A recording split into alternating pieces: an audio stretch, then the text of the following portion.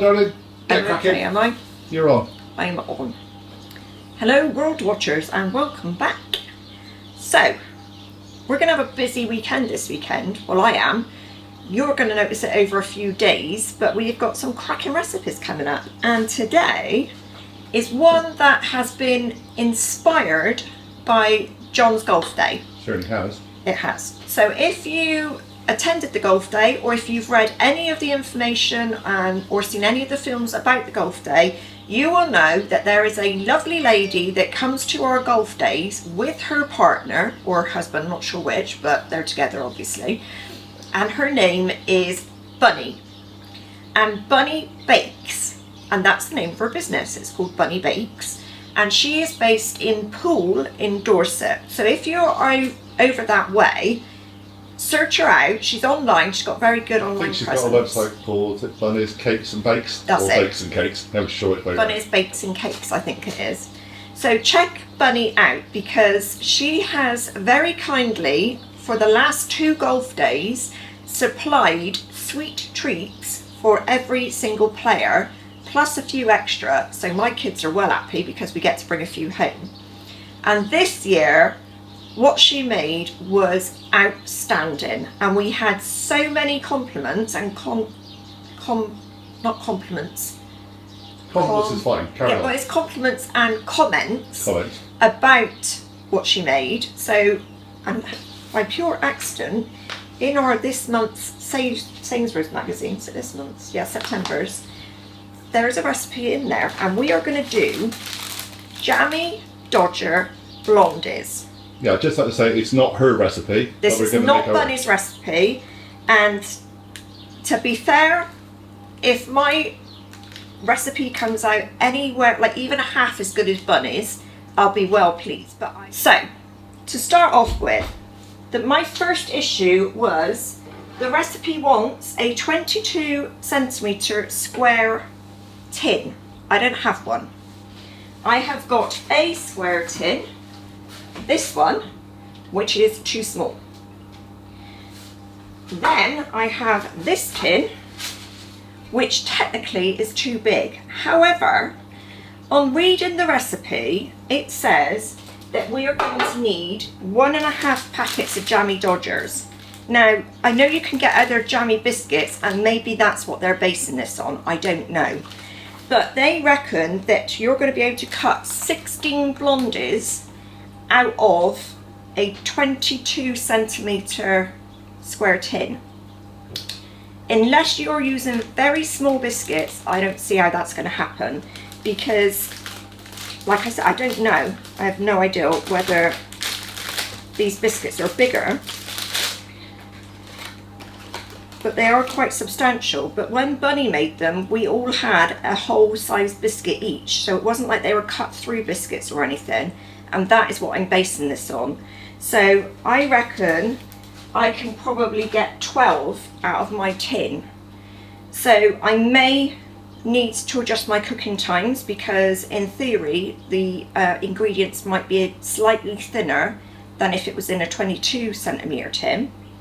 But I will play that by ear. So I'll be watching this in the oven very carefully, because the last thing you want to do with any blondie or brownie, because basically Blondies are brownies, but the white version, if you didn't know that, is overcook them.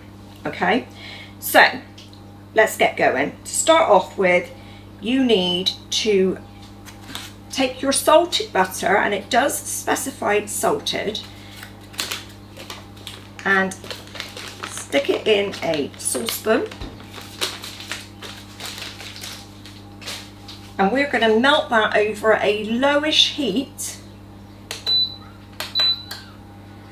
And you're going to add into that your soft brown sugar and your custard sugar. Once we've melted those together, we need to leave it for sort of 10 minutes or so to cool down before you add like the eggs and things, because obviously we don't want scrambled egg. Preparing the tin, that's what I meant to tell you. So this tin, as I said, is not the right size. If you've got the right size, fantastic. I have greased it with trusty old cake release.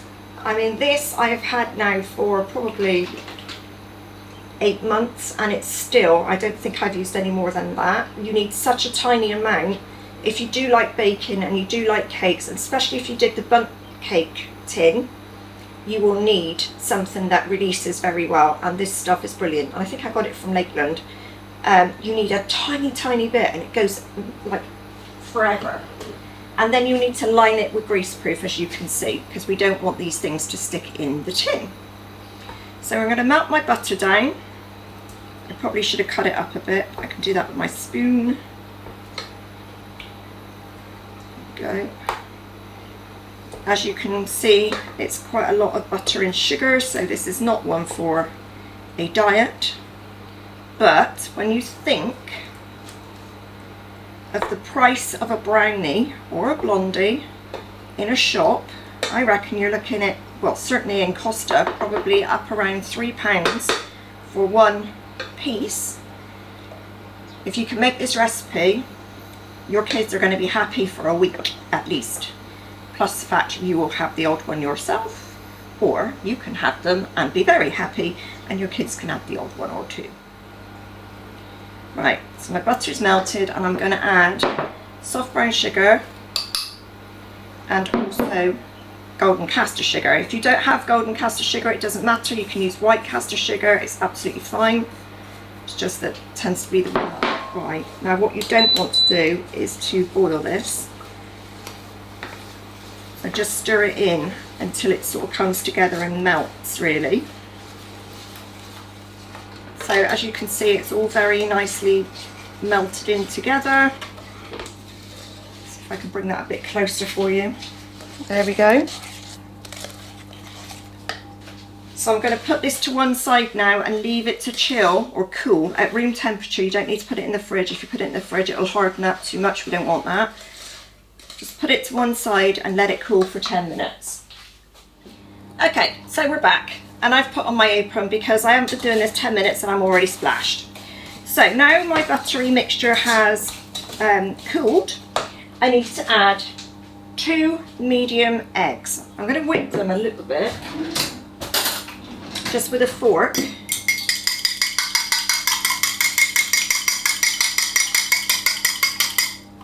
And you're going to beat these into your buttery sugar mixture with a wooden spoon. So you're going to have to go for it, otherwise it's going to look like it's split. But if you keep mixing really hard, it will just come together. Whilst my butter mixture was cooling, I have started to preheat my oven.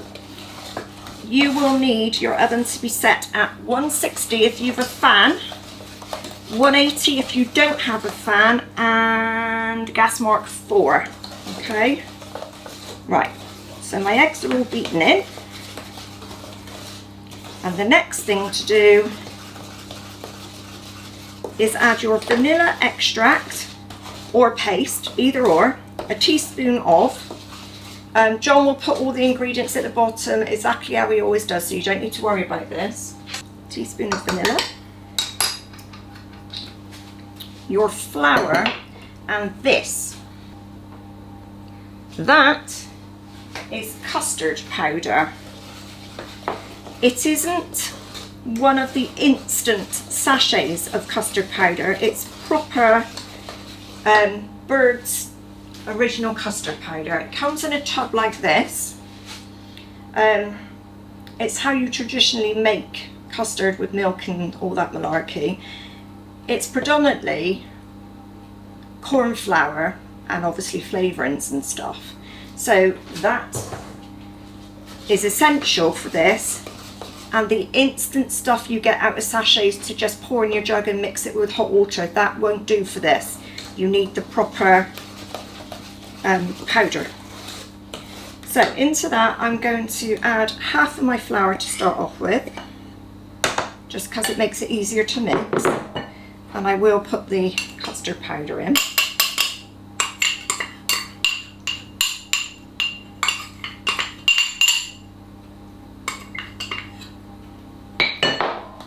And again, beat that in with your spoon.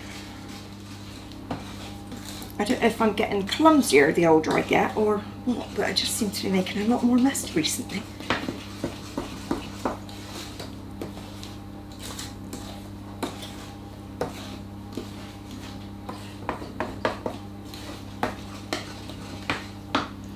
in goes the rest of the flour. Mix it properly, because the last thing you want is to find chunks of just pure powder in your brownies. That would be a disaster, darling. So this is now a batter. As you can see, it's quite runny, a nice caramelly colour. Now into that batter you are going to stir in white chocolate chunks, and this is what makes a brownie a blondie, because we're not adding cocoa powder to our original mix, and we're adding white chocolate, not milk chocolate or dark chocolate. Now, according to the recipe, we need 100 grams, which is the exact size of this bag. This is a Dr. OGGIE one, but you can get supermarket zones. The only thing with the supermarket zones, I think they're only 80 grams, so you will need 2. Personally, I like a lot of chocolate in the brownies and the blondies, so I'm actually going to add another half a packet.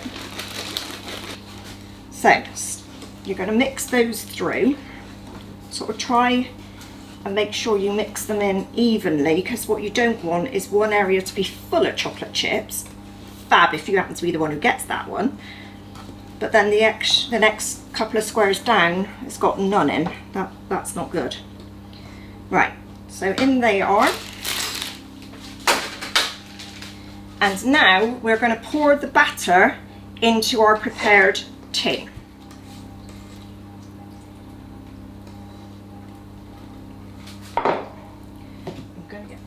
There we go.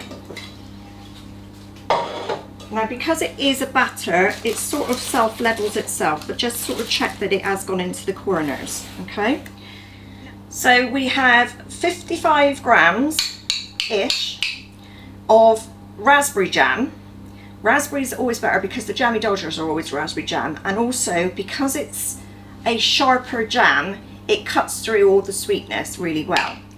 So this happens to be a seedless raspberry jam, but if you've got seeds in it and you don't mind, you use what you have. I think the other thing that would be really cool with this is I've seen you can get little squeezy bottles now of jam. If you have one of those, you could literally dot, it'd be amazing. For me, I'm just going to mix it a bit to break it up, like that, and then I'm going to randomly drop blotches of jam over my mix. Now we want biscuits.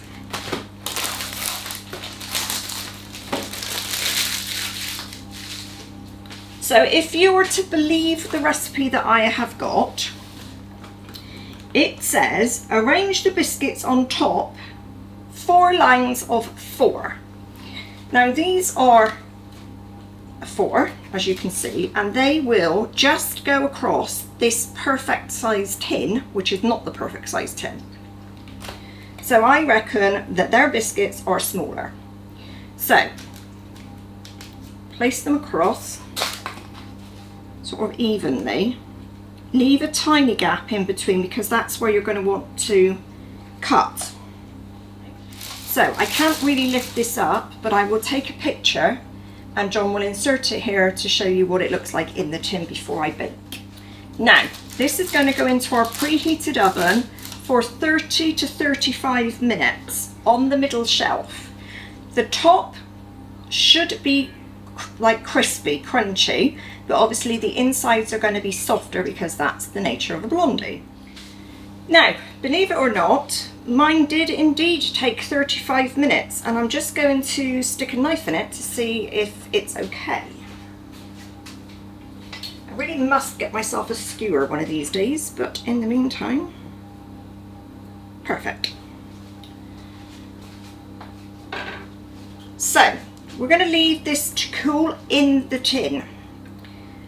Obviously at the moment it's quite light, so it's going to condense down slightly, and God, the smell is wonderful.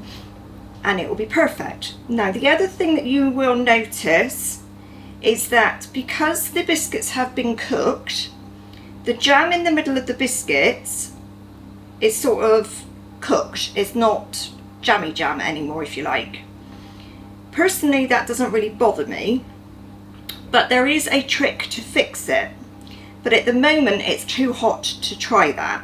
So I'm going to leave it for sort of 10 minutes or so till it starts cooling. And then, although it doesn't bother me, I will show you how to fix that if it does bother you. So my blondies have cooled for a little while. And as I was trying to explain to you, because the biscuits have now been cooked, excuse me, I'm going to have to shut the window. They're playing football outside.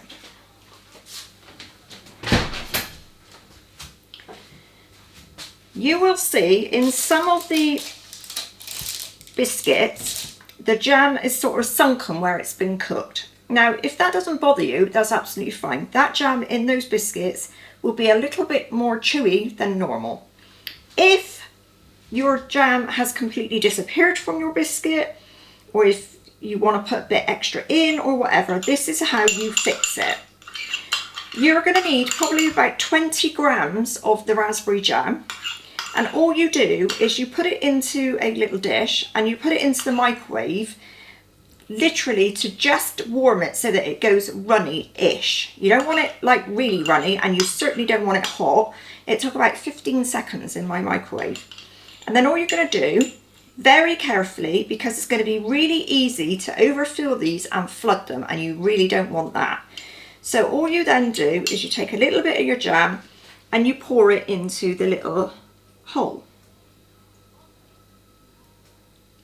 Like that. And then you just leave it, because it will naturally set again. Okay, so I'm going to go over this and I'll take a picture and show you at the end. Because it's really tedious, but you have to take your time with this or you're going to ruin all of your brilliant work. Okay, so I'll take a picture in a second. So the tin is still quite hot, so I'm not going to attempt to cut them yet because they still need to cool down. But that is basically your Jammie Dodger blondies. When I do cut them later, I will take another picture, which I'm sure John will put at the end. But I know for a fact you're going to really enjoy these guys. They are amazing. Okay, so I hope you make them. I hope you love making them. I hope you love eating them, because let's face it, that's the most important part. If you've not subscribed, please do. If you have done, thank you very much. Please make sure you hit your notification bell so that you know when I'm around. I am trying to get back into the swing of 3 videos a week. It's just been tricky getting there, to be quite honest, but we're getting there slowly. So I'm going to go and leave you now, because I'm going to crack on with the next video, and you will see that in a few days' time. So, love you all and see you all again soon. Bye for now, guys.